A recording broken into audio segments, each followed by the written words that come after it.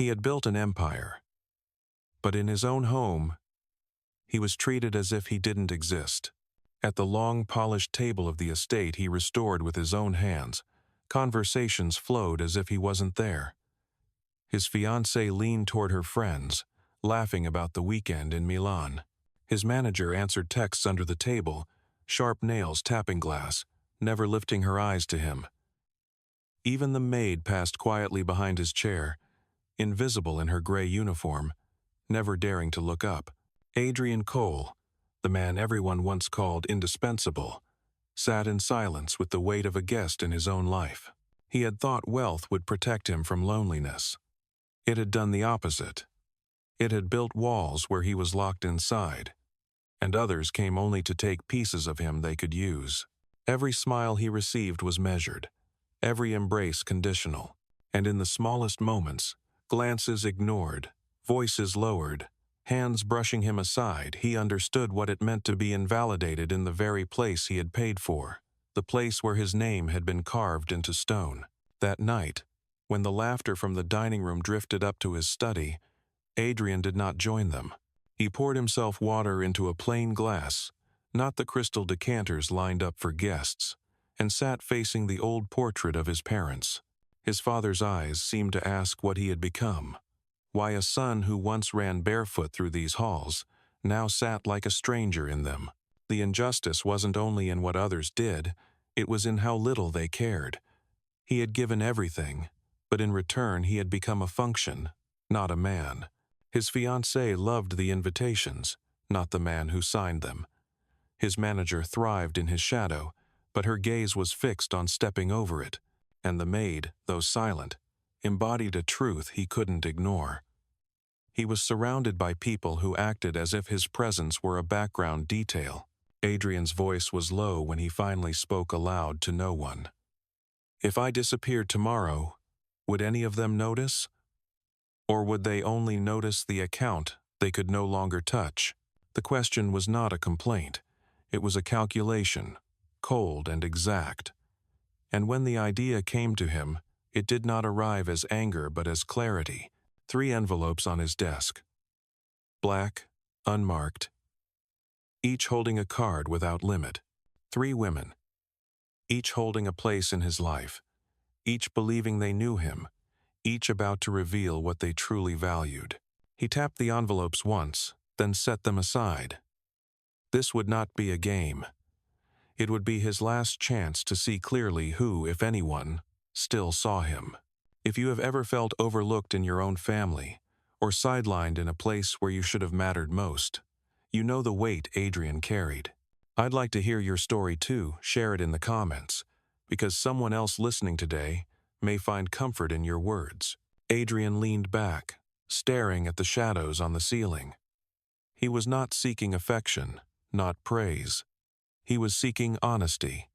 Tomorrow he would begin, and by the end of it, he would either find someone who truly belonged beside him or confirm that he was entirely alone.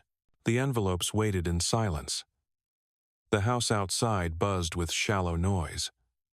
Adrian stayed still, watching, waiting, preparing for the choice that would strip away every mask. And if stories like this resonate with you, if you find yourself drawn to the questions beneath them, consider staying connected with this channel. That way you won't miss the moments when a life turns in the smallest, quietest detail. Morning sunlight fell across the estate courtyard, but it carried no warmth for Adrian. He held the 3 envelopes in his hand, each black, each identical, each carrying the weight of truth. He handed out the first one without explanation. Claire accepted hers with a smile too bright, eyes flicking past him to the car waiting outside. "You never stop surprising me," she said. Her fingers lingered on the envelope as if it were jewelry already hanging from her wrist. She kissed his cheek lightly, perfume sharp in the air, then turned away before his eyes could answer. By noon, reports returned. Claire had booked a private appointment at a luxury boutique. Staff carried dresses to her, like offerings. Price tags were ignored. Her voice filled the store, laughing with friends, toasting champagne, as if generosity were a stage to perform on. When a waiter stumbled with the tray, she didn't glance back. To her, kindness was currency, and the bill would not be hers to pay. That evening, Adrian gave the second envelope to Vivian. She looked at him longer than Claire had, her smile measured. "This is generous," she said. Her words carried both gratitude and calculation. Hours later, she had reserved a suite in the city, arranged a series of dinners with executives from rival firms, presented herself as a woman already standing at his side, already half in his place. Loyalty, he realized, could wear ambition like a second skin. He did not confront her. He did not confront anyone. He watched. Cold details accumulated like evidence: names of hotels, receipts for tailored suits, guest lists filled with people who knew his name but not his presence. Vivian was not reckless. She was precise, and her precision cut deeper than Claire's vanity. The third envelope was left quietly on the kitchen counter. Rosa, the maid's daughter, found it beside her list of morning tasks. She held it as if it were fragile, not power. She walked to Adrian's study and knocked once. "Sir, I think this was left here by mistake." "It's no mistake," Adrian replied, his voice calm. "It's yours. Use it however you like." She looked uncertain. "I don't need anything." "You don't have to need," he answered. "Take it." She bowed her head slightly and left. Later that night, his phone buzzed with the first report. Rosa had purchased rice, beans, milk. She had paid 2 months of rent on a small apartment. She had bought children's books, then left them at the old orphanage 2 streets over. No photographers, no champagne, no announcements. Only a paper bag passed from her hand to someone else's. Adrian stared at the report longer than the others. Claire had spent more in a single hour than Rosa had in a day. Vivian had maneuvered herself into rooms where he was spoken of but not invited. Rosa had bought groceries and sat on a cracked bench outside the orphanage, reading aloud to children who pressed close around her. He leaned back in his chair, glass untouched on the table. The numbers told a story no words could erase. And though his face remained still, something inside him shifted. If you've ever witnessed how people reveal themselves when given freedom, you'll understand why Adrian said nothing. I wonder, have you seen this happen too?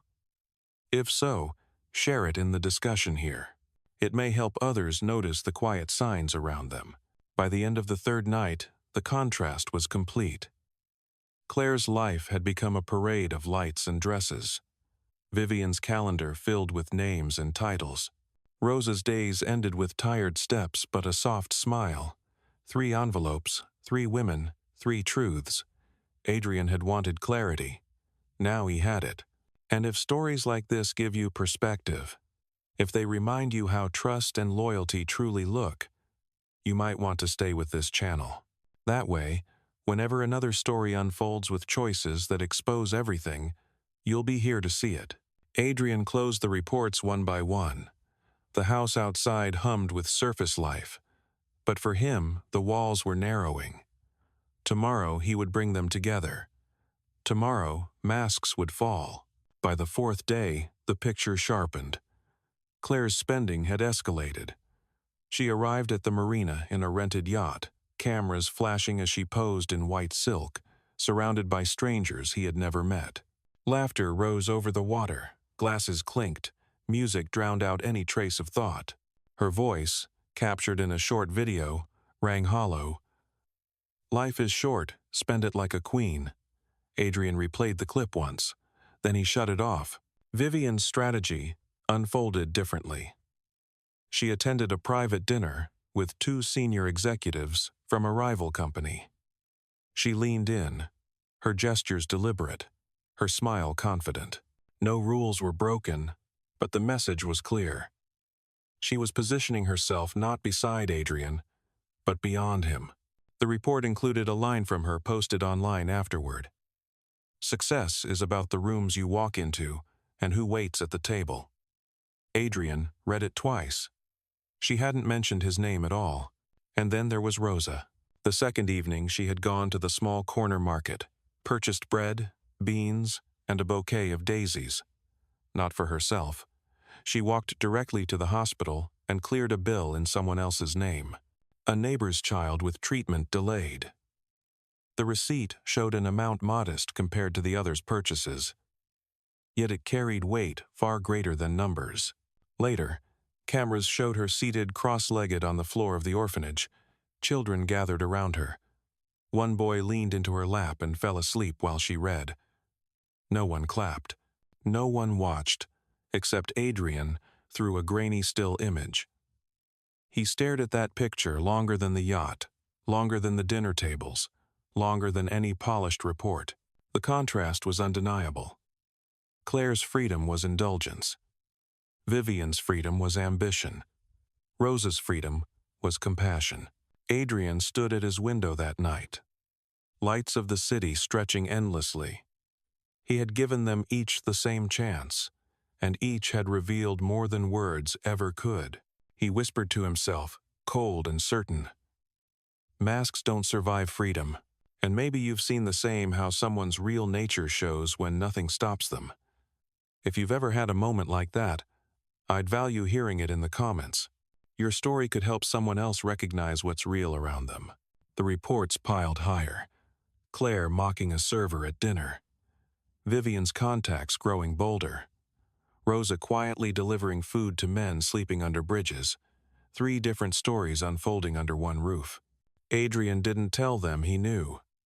He didn't confront, not yet. He only watched, each choice etching itself into memory. The estate felt colder by the day, though nothing in its design had changed. The chandeliers still glowed, the floors still gleamed, but in the silence of his study, Adrian understood.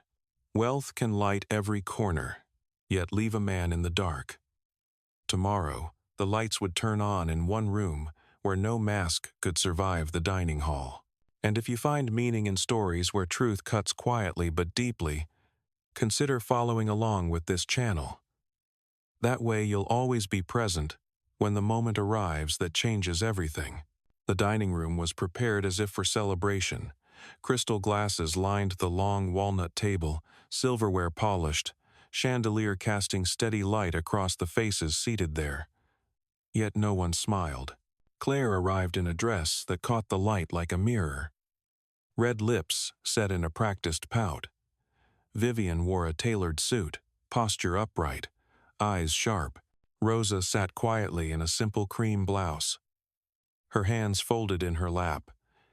Adrian occupied the head of the table. The chair beside him remained empty, deliberately so. Silence stretched until Claire broke it with a sigh. So, what's the occasion? You said this dinner mattered. Adrian's voice was low, precise. It does. We're here for honesty. Vivian leaned forward. Honesty? About what? He did not raise his voice. He did not soften it either. 3 days ago, I gave each of you a card. No rules, no limits. I told you it was a gift, but it was also a test. I needed to see who you were when no one was watching. Claire laughed, a sharp edge in her tone. Oh, please. You gave me a card and told me to enjoy it. That's exactly what I did. You spent $86,000 in 3 days. Adrian replied flatly. Designer shoes in 5 colors. A yacht party filled with strangers. And you laughed when a server was mocked. Her face hardened. That's my business, not yours. It became my business when it showed me who you are, he answered, voice steady as steel. Claire shoved her chair back, clutch in hand. You're sick. You spy on people, then twist it into some morality play. She waited for him to apologize. He didn't. She turned sharply and left, heels striking the marble floor like gavel blows. The room grew heavier. Vivian's eyes narrowed. So this is it. You've decided she's shallow, I'm ambitious, and she gestured at Rosa, is the saint? Adrian met her Chaza. You didn't waste money, But you used the card to step into rooms that weren't yours. You introduced yourself as my partner when you're not. You weren't investing in us. You were investing in your exit. Vivian's lips pressed thin. I've given years to this company. I've saved you from mistakes you'll never even know about. And now you call it manipulation? I call it what it is, Adrian replied coldly. You used loyalty as leverage. She stood, adjusting her blazer with deliberate calm.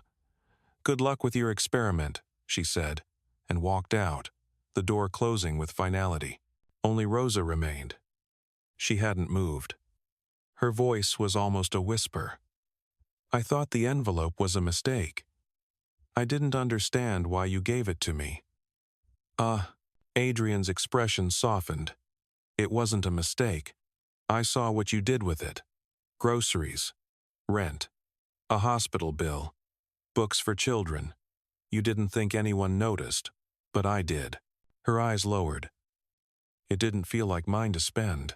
And that, he said, his voice quiet but certain, is what makes you different. The chandelier light flickered faintly as if the air itself had shifted. The table that had felt like a battlefield now held only two people, one truth, and the silence of masks left behind. If you've ever been in a moment where people revealed themselves without meaning to, you know the weight Adrian carried then. Feel free to share your own moment here. It may help someone else see through the noise around them. Adrian remained at the table long after the others were gone. Rosa sat quietly, unsure whether to stay or leave. Neither spoke. Yet the silence between them carried more meaning than the voices that had filled the room before.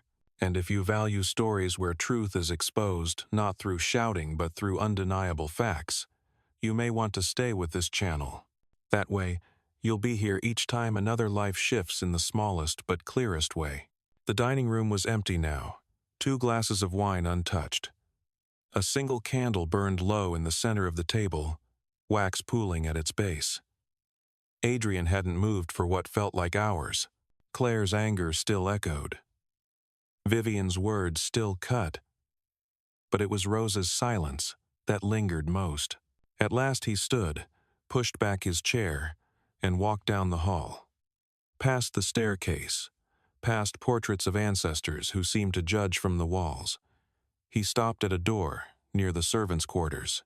Light shone beneath it. He raised his hand and knocked twice. The door opened slowly. Rosa stood there in plain cotton pajamas, her hair unpinned, eyes wary. "Mr. Cole," she said quietly. "Adrian," he corrected. "Please, just Adrian." She hesitated. "Do you need something?" "I need to talk. May I come in?" The room was small, tidy. A bookshelf with worn novels, a framed photograph of her mother, a vase of daisies on the desk, the same flowers he had seen her buy.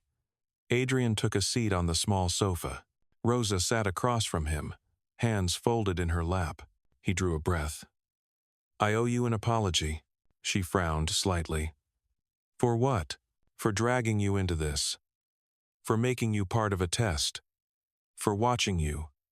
Like an experiment." "You didn't hurt me," she said softly. "I used you," he replied. "Not just you. All of you. I was trying to protect myself. But I crossed a line." She lowered her gaze. "I don't blame you. You live surrounded by people who want what you have. That must be exhausting." His voice was colder now, sharper. "You have no idea. Every smile I see, I measure. Every word I hear, I test. And every time I hope I'm wrong, I end up proven right." Silence hung heavy. Rosa broke it, her voice unsteady. "You asked why I didn't use the card for myself." He nodded. "I wanted to," she admitted. "I imagined walking into a store and buying one real dress, something beautiful, just once. But then I thought of my neighbor's child, and the hospital bill waiting. I thought of the old man on the street asking only for warmth, and I couldn't ignore them." Adrian's voice softened. "You didn't think twice?" "I did," she said honestly. "But I asked myself if this card disappeared tomorrow, What memory would I want to keep? A dress in my closet? Or someone remembering they mattered? He looked at her a long time. No one has ever said that to me. Rosa raised her eyes. What do you mean? I built everything I have from the ground up, he said. Every deal, every building, every account. But not one person in my life has ever told me that I mattered. Only what I could give, only what I could buy. Until now. The room fell still. She didn't answer. She didn't need to. The truth was in her eyes, uncertain but honest. If you've ever been told you only matter for what you provide, not who you are, Adrian said quietly, you'll understand why this moment broke me more than any betrayal. And if you have, you can share it here. Someone else may need to hear how you carried that weight. Rosa shifted, nervous. I don't belong in your world. Good, Adrian replied. Because what I've been used to has never felt real. Her breath caught, but she didn't look away. His words were not polished, not staged. They were plain, like the small daisies on her desk. And if stories like this mean something to you, stories where people are seen not for what they own, but for what they give you, may want to keep close to this channel. That way, you'll always be here when the next moment of truth arrives. The candle on her desk flickered once, then steadied. Two people sat in silence. No longer master and maid's daughter. Not yet partners. But something fragile beginning to form. Something neither of them had expected. But both of them could no longer ignore. The estate no longer sounded the same. Days earlier it echoed with empty formality doors opening for guests who came only to be seen, glasses clinking in rooms where Adrian sat like a shadow. Now, the rhythm shifted. Fewer staff, quieter halls, tasks done with intention instead of performance. It was Rosa who had suggested it, not dismissing people, but giving them better hours, fairer roles. Adrian agreed without hesitation. For the first time, the house felt lived in. At the kitchen island, Adrian sliced fruit himself, something he hadn't done in years. Rosa entered, stopping at the sight. You shouldn't, she began. I should, he interrupted. If I can run companies, I can cut apples. His tone was plain, but the moment mattered. Outside, a corner of the garden had been cleared. Rosa planted herbs with her own hands. Adrian, clumsy with soil, joined her. These won't grow straight, he muttered. They don't need to, she said softly. They just need to grow. In those small acts, the estate changed. Chandeliers still hung overhead, but it was the grocery list taped to the fridge that told the story of a new life. Adrian didn't stop at the house. At the next investor lunch, he arrived without a line of security. Rosa walked beside him, modestly dressed, shoulders square despite her nerves. The room stiffened at the sight. Claire was absent now, but Vivian was there, speaking with executives. Her eyes flicked to Rosa, then away. Adrian whispered to Rosa, "Keep your head high. You owe no one here anything." She said little. But when asked why she was present, Rosa spoke briefly of after-school programs and meals for children. No strategy, no show, just conviction.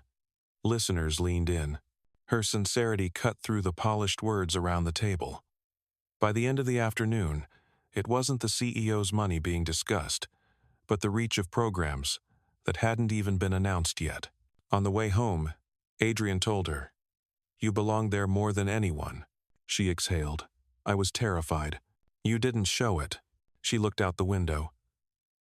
I still don't understand why you trust me. Because you never asked for it. He replied. At night, the two of them often sat at a simple wooden table, meals plain, but shared without pretense. Sometimes silence filled the space. Sometimes laughter broke it. Adrian found himself waiting for those evenings more than any gala, more than any award. And maybe you felt it too, the way ordinary moments can mean more than the grandest displays. If you've lived that, feel free to share it here. Someone else might realize they've been chasing noise instead of peace. The press did not stay silent. Headlines spread. CEO leaves fiancé for Maid's daughter. Cameras waited at the gates. Adrian ignored them. He didn't issue statements. He didn't defend himself. One evening, when Rosa asked if the rumors bothered him, he answered with calm finality, "The truth doesn't need defending. It needs living." If stories like this remind you that truth always outlasts noise, you may want to keep following this channel. That way, you'll be present each time someone chooses reality over appearances. The estate that once felt like a museum now breathed like a home. And Adrian knew the real work had only begun. Years passed, and the estate no longer resembled the place Adrian once walked through like a stranger. Children's voices echoed in the garden where silence used to hang heavy. The dining room that had once staged battles of power now held mismatched chairs, a long wooden table, and dinners where neighbors, staff, and friends shared simple meals without pretense. One wing of the house had been converted into a learning center. Desks lined the rooms, filled with donated books and laughter from children eager to read. Another wing had been quietly renovated into safe housing for women starting over, their names kept private, their dignity protected. Rosa had insisted on it. Adrian had agreed immediately. In their own lives, the changes were quieter, but no less powerful. Rosa still visited the orphanage every week. Adrian sometimes joined, standing off to the side, watching as she tied shoelaces, told stories, and remembered every child's name. They didn't care that she had once been the maid's daughter. They only knew she saw them. The media, once loud with scandal, grew quiet when no drama followed. Adrian never answered their calls, and Rosa refused every interview. The silence itself became their statement. At home, their daughter curled up on a rug with a book, her small voice carrying through the halls. Rosa often sat beside her, telling stories not from the pages, but from memory stories of a man who had everything, and a woman who gave what little she had, and how both found something greater together. Sometimes Adrian listened from the doorway, unseen. He didn't interrupt. He simply stood there, hearing his life retold in a way that mattered. Wealth had once been measured in headlines and contracts. Now, it was measured in laughter spilling through the halls, in the soil under Rosa's nails, in the trust built one quiet act at a time. And maybe you've seen that kind of shift in your own life, where values stopped being about numbers and became about people. If you've lived it, you can share it here. Your story could help someone realize what truly lasts. On nights when the house grew still, Adrian and Rosa sat on the back porch, a blanket shared, mugs of tea in their hands. Stars lit the sky above, and the garden lights glowed like lanterns below. Adrian turned to her once and said, "You gave me more than a home. You gave me a place to belong." She took his hand. "And you gave me something I never thought I could have, a life of purpose and love, together." They stayed quiet after that. No speeches. No audience. Just two people, side by side, choosing each day to keep building. And if stories like this stay with you, stories where people find what matters in the smallest, most honest ways, you may want to stay close to this channel. That way, you'll always be here when another truth unfolds.